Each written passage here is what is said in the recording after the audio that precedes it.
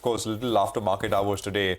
Amit Gupta, Senior Vice President and Fund Manager at ICICI Securities. He's ICICI Securities PMS. He's joining us to take some questions. Amit, good to have you with us here.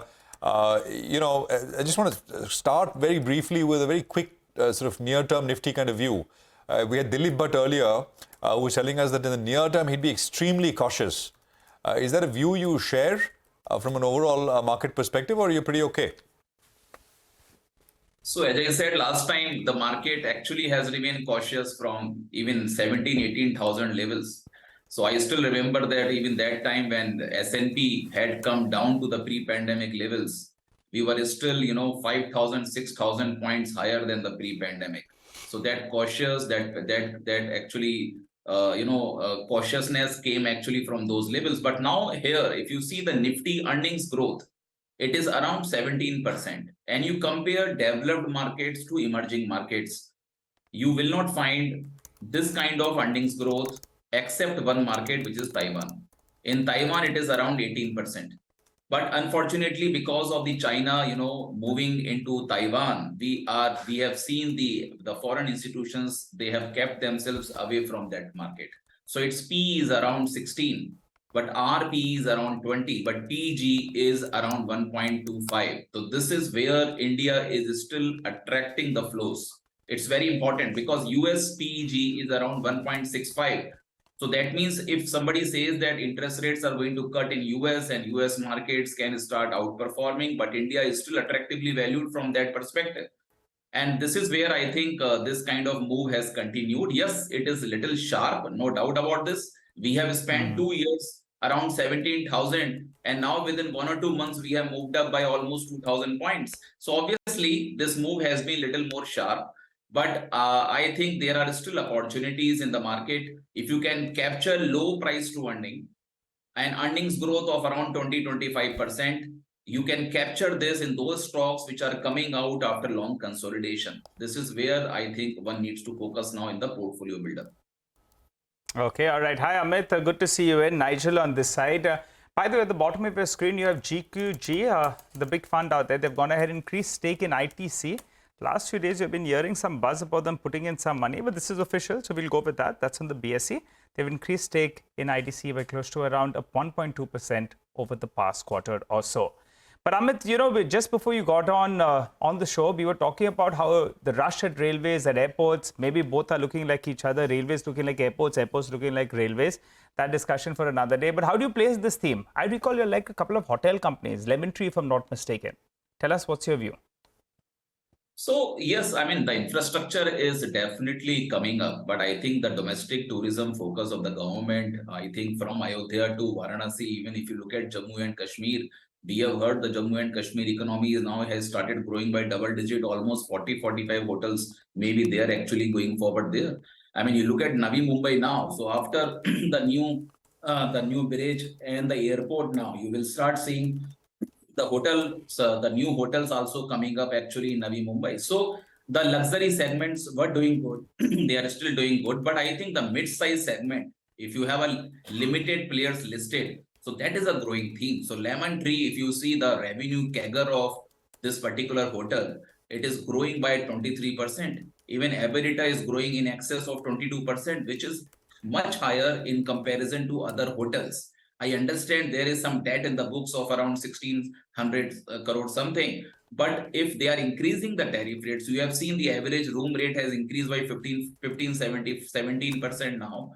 If it is happening like this, they will be able to pay off the debt. And I think the market is giving that kind of move to the stock now itself. It will not wait for the complete debt to be paid off. And this is where the stories are coming out now. So this is one thing, one story which is part of our portfolio. And we have a good size of holdings actually there. Amit, afternoon. Even telecom is a space that you like. Now, there are very few direct telecom plays. There's Bharti Airtel, there's maybe an Indus-Stars, a Tata Communication.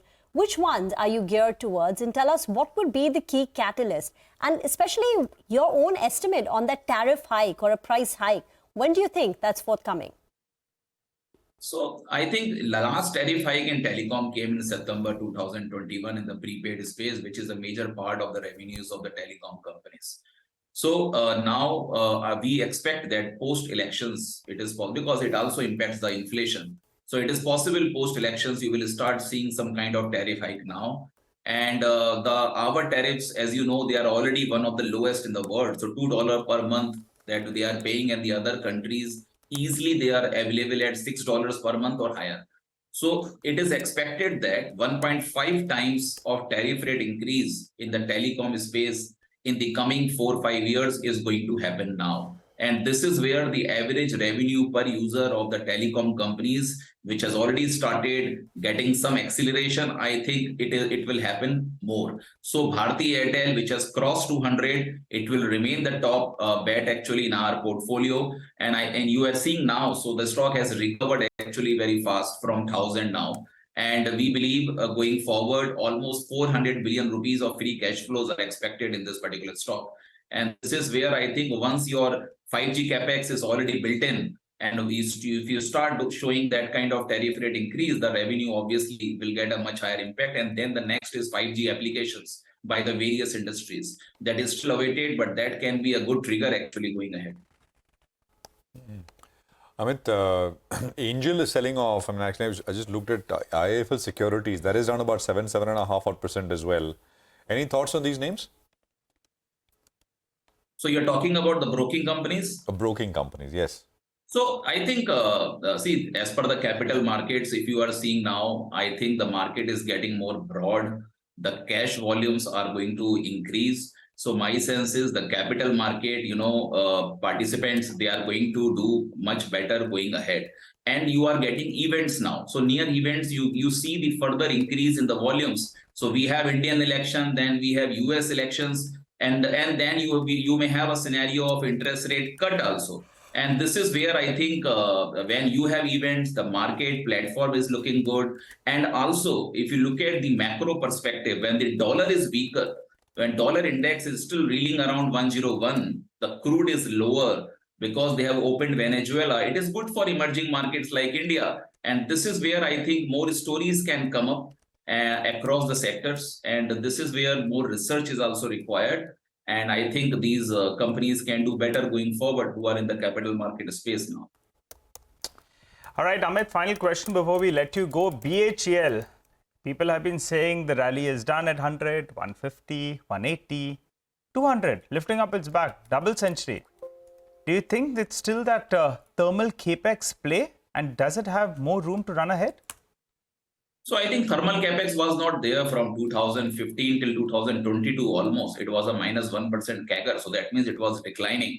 But now we have seen that the plant load factor has almost reached to 78, 79. That means the capacity utilization has increased, and this is leading to more capex. And the government also has said that they want to provide 24 hours electricity now. So the connectivity has already reached to the villages. They are inviting outsiders and the local players more for manufacturing. People will work in couple of shifts also. They have to provide electricity. And this is where the thermal capex now is likely to grow by 20% CAGR in the coming years. And this is the reason BHEL has got the first move.